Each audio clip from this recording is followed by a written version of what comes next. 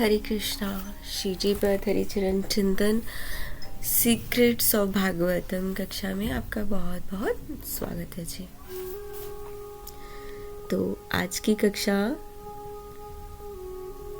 जैसे कि भागवतम गूढ़ रहस्य है, तो उसमें जो सीक्रेट्स हैं जो हम मोस्टली भागवतम श्रवण करते हैं प्रॉपर चरित्र वाइज करेक्टर टू करेक्टर ऐसे नहीं है जो उसमें सीक्रेट्स है उस पे हम चर्चा कर रहे हैं। तो एक रिकैप, कल की कक्षा का हमने क्या जाना था। कल की कक्षा में हमने नारायण कवच और उसमें जाना हमने 32 अपराध 32 अपराध के बारे में। हाँ, कल हमने 32 जो अपराध है उनसे बचने के लिए और क्या क्या वो अपराध है, जैसे कि भगवान के मंदिर में जाना है, भगवान की विग्रह को दर्शन करते हुए प्रणाम नहीं करना, एक हाथ से प्रणाम करना, वहाँ निंदा करना, फोन सुनना और गॉसिप करना, और जैसे भगवान को कुछ आपने ऑफर किया है वो भगवान का ही है, इंसान कुछ नहीं है, तो उसके बारे में अपनी सखी सहेली सखा को बोलना कि देखो देखो वो जो भगवान ने वस्त्र पहने ना, ये आज मैंने ऑफर किया है। उसको अच्छे से चीनी के साथ शुगर कोटिंग, शहद भी थोड़ा लगा देते हैं कि ये मुझ पे कृपा हुई थी ठाकुर जी की, श्री जी की, तो ये वस्त्र बने। मोस्टली हो ही जाता है ऐसा, ह्यूमन बीइंग है ना। चलो कोई बात नहीं, वो हमने अपराध जाने।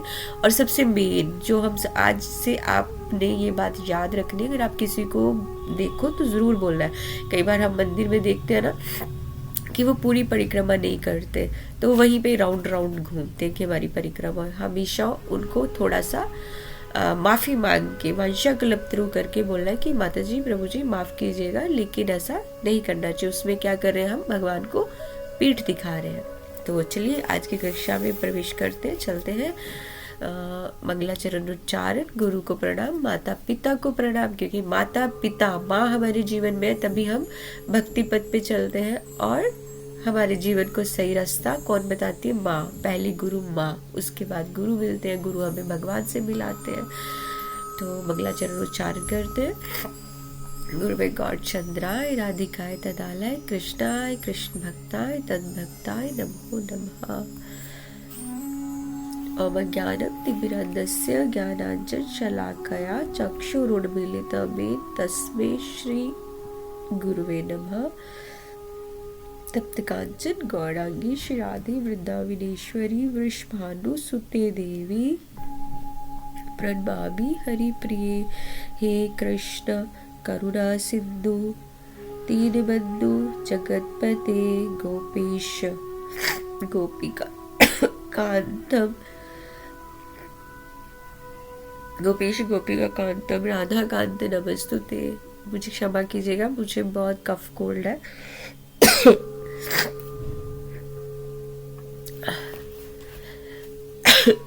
वंशा कल्पतरुभ्यश्च कृपा सिन्धुभ्यः च पतितानां पावनेभ्यो वैष्णवेभ्यो नमो नमः। तो आज की कक्षा में हम एंट्री करते हैं। महाराज परीक्षित के पूछे जाने पर सुखदेव महाराज जी ने उनको बताया कि कैसे कैसे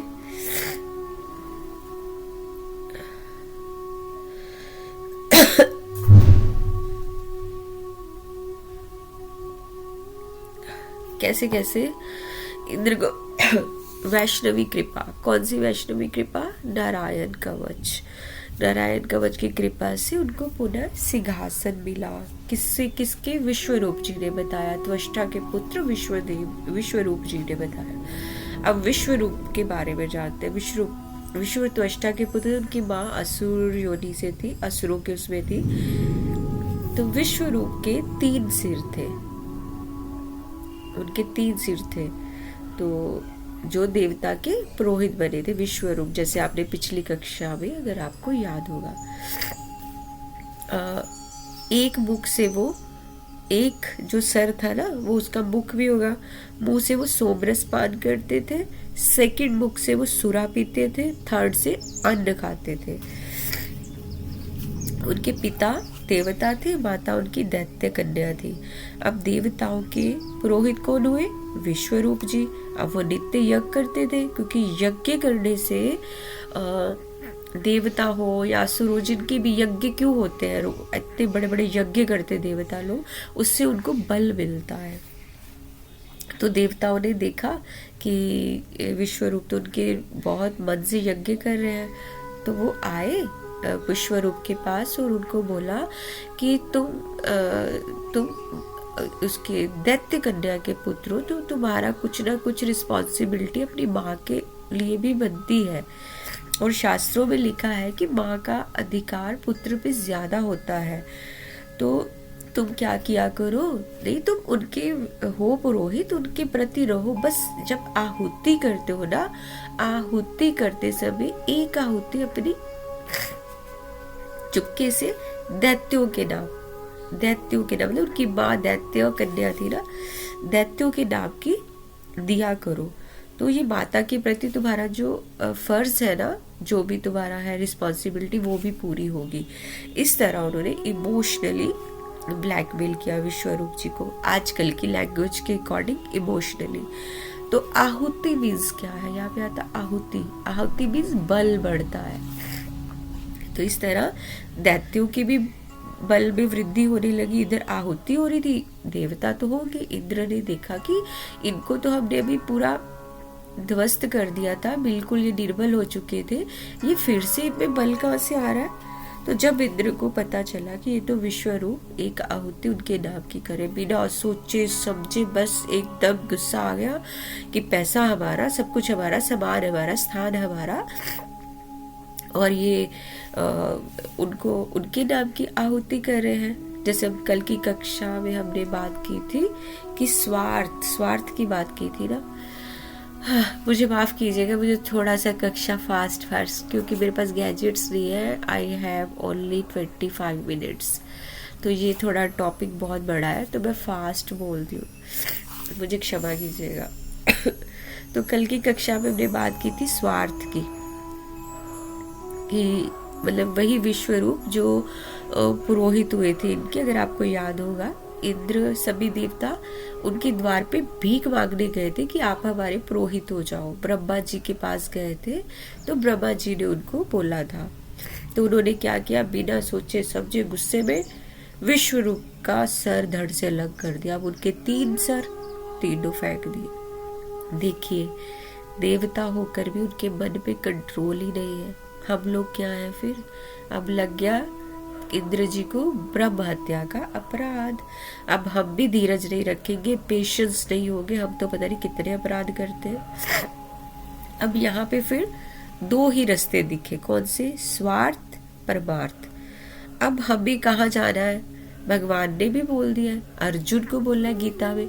ऐसी सिचुएशन में अर्जुन भी फंसे थे ना, तो भगवान ने बोला था अर्जुन ये रास्ता है, तुम्हारी मर्जी है, तुम्हें अब जो रास्ता चुनना है चुनो। अर्जुन की भी यही दुविधा थी कि अच्छा लगे तो चलो। जैसे रावण के जब रावण चले गए तो विभीषण जी को अब लंका का वो देना था पूरा राज्य, तो राघव जी तो नहीं जा सकते थे ना, क्योंकि उनको तो वो था ना वनवास, किसी भी शहर के अंदर वो नहीं जा सकते थे। उन्होंने लक्ष्मण जी को भेजा, तो लक्ष्मण जी को भेजा कि आप जाओ और इनको राज्याभिषेक करके आओ। तो राघव जी ने ना एक सुंदर सी चंद्रमणि देखी, तो वो देखते ही राघव रामचंद्र जी को बहुत खुशी हुई। उसमें से सुंदर सुंदर किरणें निकल रही थी, है तो ये एक लीला ही थी। तो उन्होंने सोचा ये मेरे पास आए तो अब चिंता न बनी, तो उनके खुद नाम है भगवान का, हरि नाम राम, उससे ऊपर तो क्या बनी होगी। तो भगवान की ये लीला थी। और इतनी बड़ी लंका, इतनी सुंदर लंका जो भगवान के हाथ में, उन्होंने वो भी दे दी। तो वो क्या कर रहे उस मणि का, लेकिन अब मणि जो देखी तो जामवंत जी भी वहां थे। ये एक लीला थी, है ना। जामवंत जी ने देखा तो फिर उन्होंने बोला कि मैंने युग आते जाते देखे, मैंने कई जीवन काल मैंने देखे प्रभु, मैंने बहुत कुछ देखा, राज्य साम्राज्य तक देखे, लेकिन मैंने ऐसा कुछ नहीं देखा कि किसी ने लेकर कुछ दे दिया हो। आपने जैसे लंका मिल गई थी ना भगवान को, तो उन्होंने दे दी, तो वापस लेते नहीं देखा है। अब क्या बोले, मतलब उनको लग रहा था कि पूरी लंका दे दी, मनी है तो पता नहीं भगवान वापस चाहते हैं।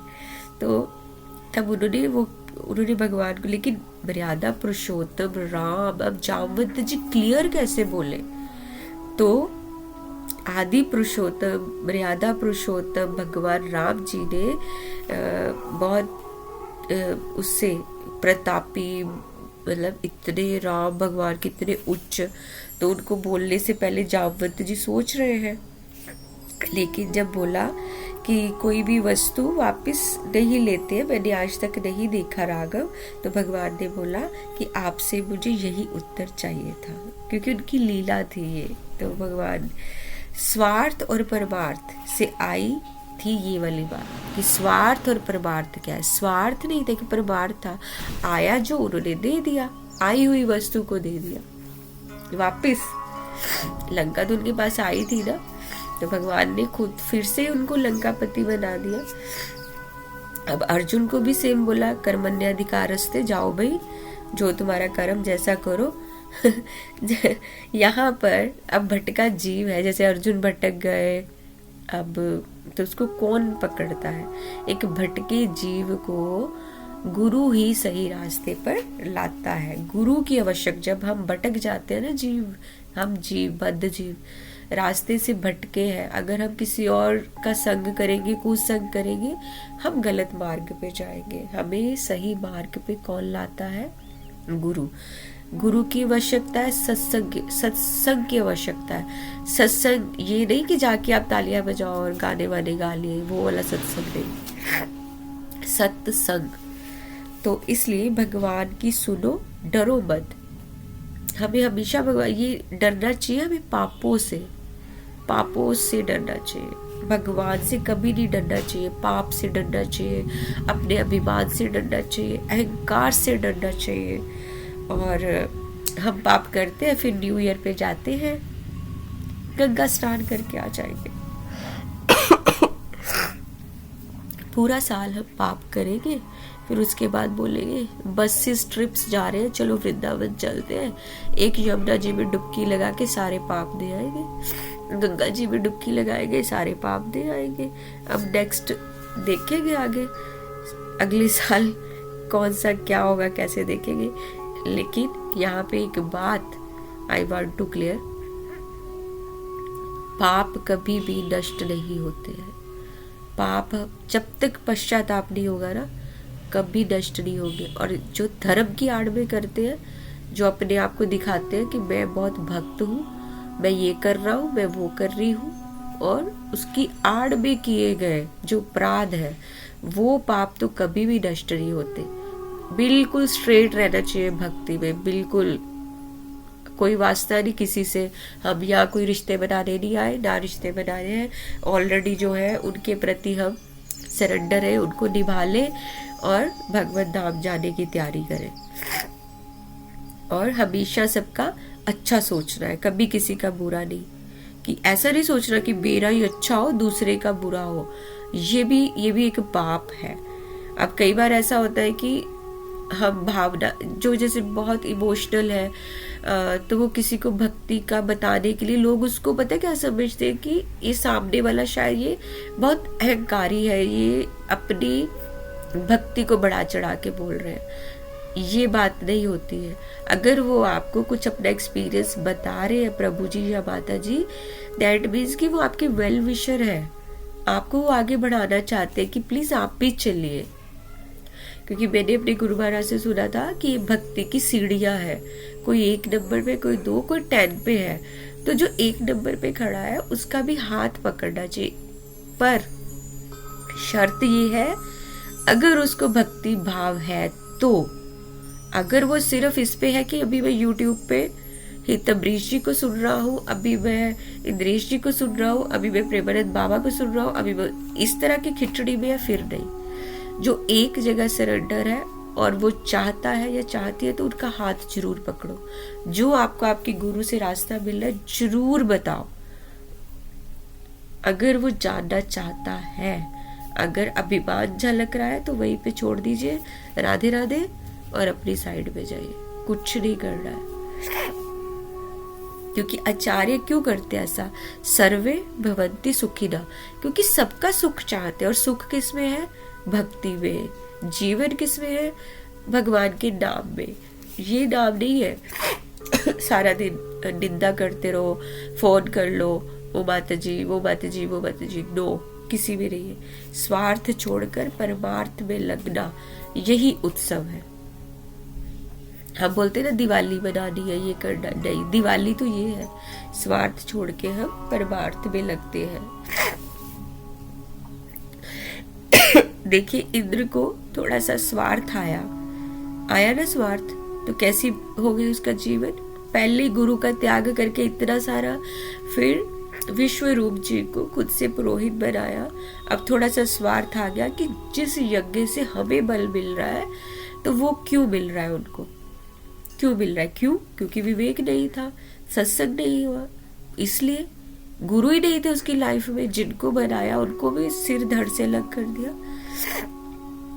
और सबसे मेन बात, हमारे में घमंड इसलिए आता है कि मैंने किया, मेरे प्रयास से हुआ। अगर मैं कर्मा, मैं कर्म मतलब कर्मा, मैं हूं ये करने वाला कर्ता, तो वो चीज का क्षय होगा। जैसे ये घर बना, तो मैं आपको बोलूंगी ये घर मैंने बनाया, होता है ना मनुष्य में, ये मैंने बनाया, ये मैंने किया। इसके मूल में क्या है? ये घर रहेगा, लेकिन जो मैं है, मैं तो चला, हमें तो मरना है ना, आज कल मर के चले जाना। घर ऐसे है, वो तो वैसे ही रहेगा, वो नष्ट नहीं होगा, हमें तो नष्ट होना है ना। तो उसके लिए हमें जो कभी नहीं नष्ट होने वाला, उसका संग करना, उसके साथ रहना। वो क्या है? हरिनाम और गुरु। इंद्र को ब्रह्म हत्या का अपराध लगा। अभी आपने सुना कि उन्होंने विश्वरूप जी को हत्या की, सर धड़ से अलग कर दिया, तो उनको ब्रह्म हत्या का अपराध लग गया। और विश्वरूप जी त्वष्टा के पुत्र थे। कौन थे? देवपुत्र। माँ उनकी दैत्य कन्या थी, लेकिन देवपुत्र। अब उनके 3 सर वो धड़ से अलग हो गए, एक उधर गिरा, एक उधर गिरा। तो सोमरस, एक मुख से वो सोमरस का पान करते थे। उसके आए पपीहा, जो पपीहा पक्षी है ना, अगर पता नहीं, शायद आपको पता है, नहीं पता, अगर नहीं पता तो आप इसको लिख लेना, आपको पता चल जाएगा कि पपीहा कौन है ना। सोमरस जो पान करते थे जिस मुख से, वो पपीहा। और सुरा का जो पान करते थे वो बनी गोरैया का जन्म हुआ। और जिस मुख से वो अन्न पाते थे, उससे क्या हुआ? तीतर। जिस मुंह से वो अन्न पाते थे, उस सर के गिरने से तीतर पैदा हुआ।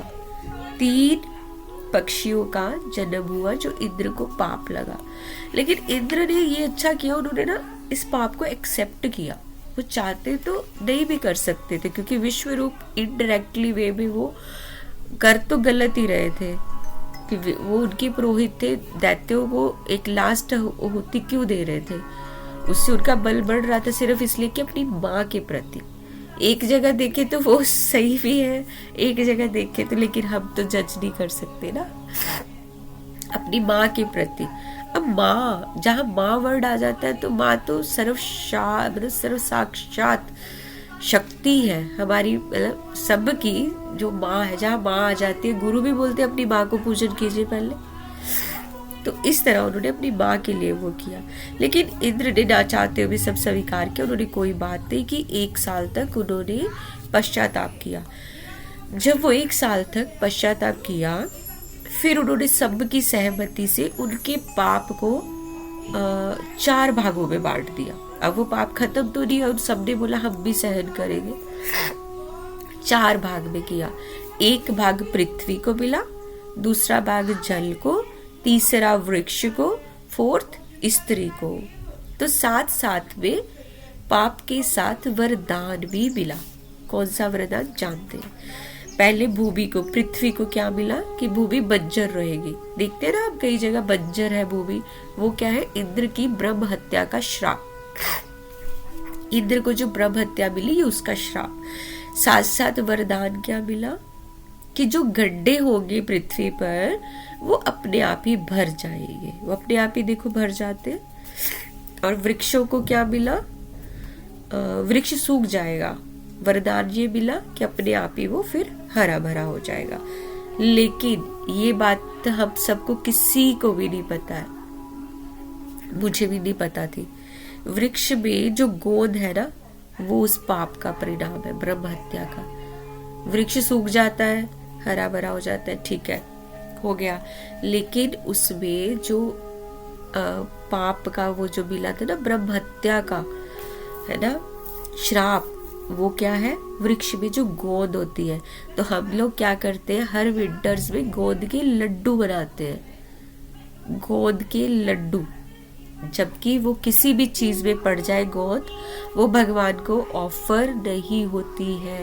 अब से बिल्कुल भगवान को गोंद के लड्डू ऑफर नहीं करना है, या जिसमें भी गोंद डालो, क्योंकि वो ब्रह्म हत्या का पाप का परिणाम है। और गोंद ब्रह्म हत्या का पाप है ना। तो स्त्री को क्या मिला, जो ये मंथली रजस्वला होते हैं वो।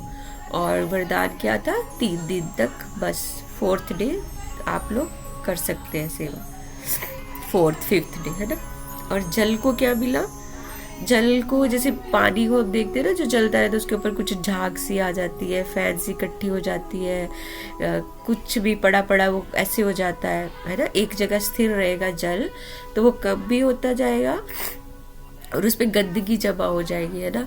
तो उसको क्या वरदान क्या मिला जल को, कि जितना जल बहता जाएगा उतना ये बढ़ता जाएगा, बढ़ता जाएगा, बढ़ता जाएगा। और त्वष्टा, वो तो हो गया, चलो ये सब हो गया। लेकिन उधर जो त्वष्टा देव जिनके पुत्र थे विश्वरूप, उनके मन में अब वैर जन्म ले चुका था कि मेरे पुत्र को खुद से पुरोहित बनाने के लिए हमारे पास खुद चलकर आए और मेरे ही पुत्र को सर धड़ से लग करके उसकी हत्या कर दी, उसका वध कर दिया। तो अब ये सोचा जाए तो अब स्वार्थ हो गया ना, वैर भाव स्वार्थ सब जगह।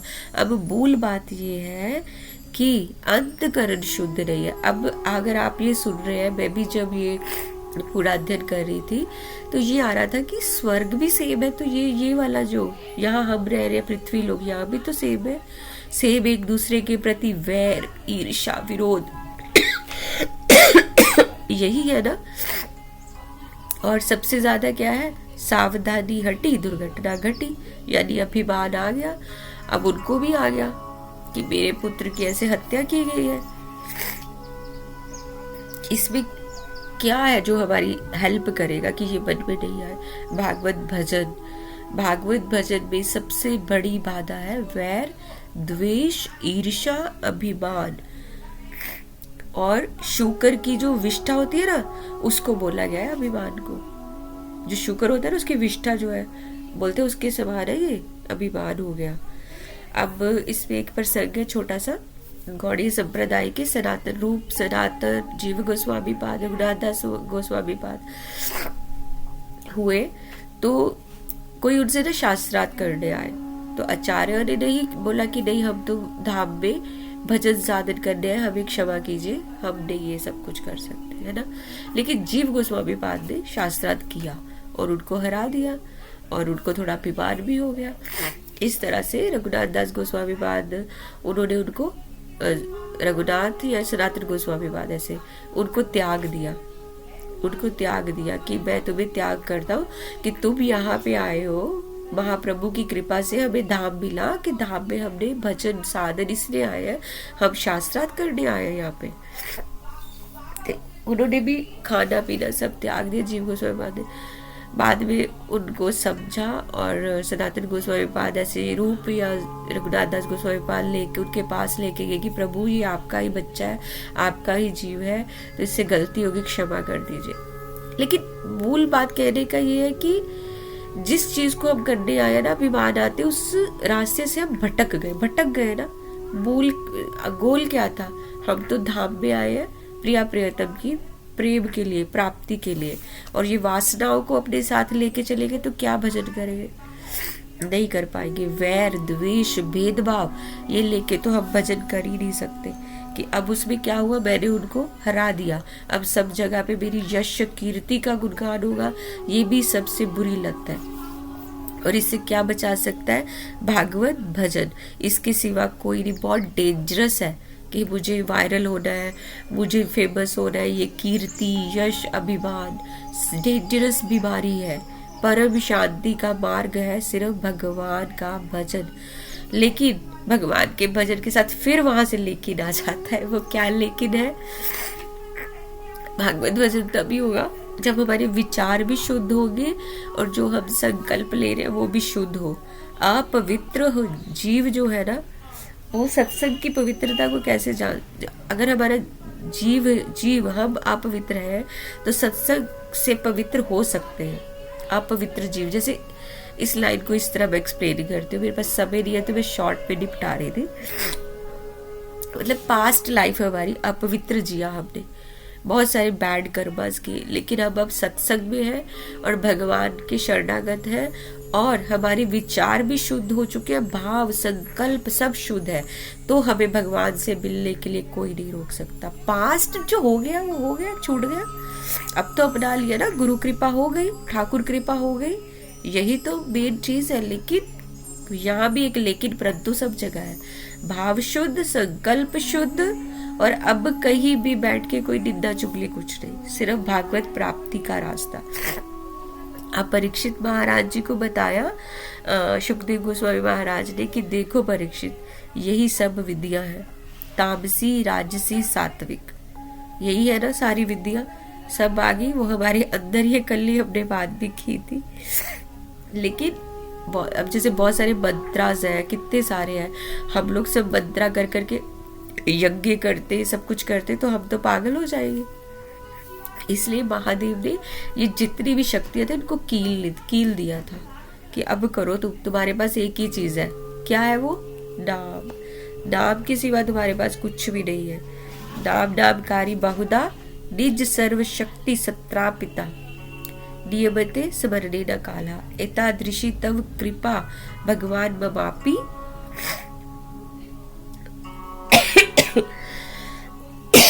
नाम नामकारी बहुधा सर्व शक्ति सत्रापिता। मतलब नाम से ऊपर कुछ भी नहीं है। भगवान ने बोला तुम्हारे पास भाई एक ही है, तुम बस ये नाम करो और नाम से ही तुम्हें भागवत प्राप्ति हो जाएगी। नाम के आश्रित रहोगे तो तुम्हारा मंगल होगा, बस और कुछ नहीं। अगर तुम इन सब में पढ़ोगे तो तुम्हारा बुरा ही होगा। इसलिए देखिए, जब त्वष्टा ने फिर यज्ञ किया तो उस यज्ञ से उसने इंद्र को मारने के लिए, अब उनके मन में वैर भाव ईर्ष्या बहुत ऊपर पीक लेवल पे थी, अब उनको बदला लेना है। इंद्र को मारने के लिए पुत्र पैदा किया, लेकिन अब यज्ञ में भी गलती होगी, इसलिए हमें नाम के ही आश्रित रहना है। यज्ञ मंत्रोच्चारण में थोड़ी सी गलती हो गई और इंद्र को मारने वाला नहीं, इंद्र से मरने वाला पुत्र। शक्ति तो बहुत थी उसमें, लेकिन इंद्र से मरने वाला पुत्र पैदा हो गया। अब तमोगुनी पुत्र हुआ। तमोगुनी बहुत ऐसे एक झमाई लेके वो सारे के सारे देवताओं को विद्य शास्त्र, वो जो अस्त्र थे उनके हाथों में खा जाता था, वो उसका नाम था वृत्रासुर। अब देवता सब परेशान कि अब ये क्या हो गया। अब मूल बात ये है, अगर आप सोचो तो क्या किया था इंद्र ने, चले जाओ बिल्कुल हमारी पास्ट कक्षा में जाते, क्या किया था इंद्र ने। इंद्र बद में चूर्ण था, बिल्कुल चूर्ण, बिल्कुल पागल हुआ अप्सराओं में गिरा हुआ। अपने गुरु को आते नहीं देखा, चलो नहीं देखा, लेकिन उठा भी नहीं, देख के उठा भी नहीं, कि उनको आसन नहीं दिया और गुरु ऐसे ही चले गए। ये इतनी सी अभिमान कि जो उसके ऊपर वो भूत चढ़ा सर पे, अभिमान का, इंद्र सिंहासन मिलने का, इस एक गलती से देखिए तब से लेके अब तक इंद्र को कोई सुख नहीं है, चैन नहीं है, इसी में ही लगा है। तो गुरु की अवज्ञा करने का परिणाम देखिए क्या होता है। ये सोचो, जब देवताओं का सुख नहीं है, देवताओं के पास क्या है, एक क्षण का सुख है ना, तो हम लोग का क्या है। हम लोग इतने बड़े बड़े महल बिल्डिंगे बना के सब कुछ करके क्या बोलते हैं, मेरा ये सब कुछ, मेरा ये सब कुछ।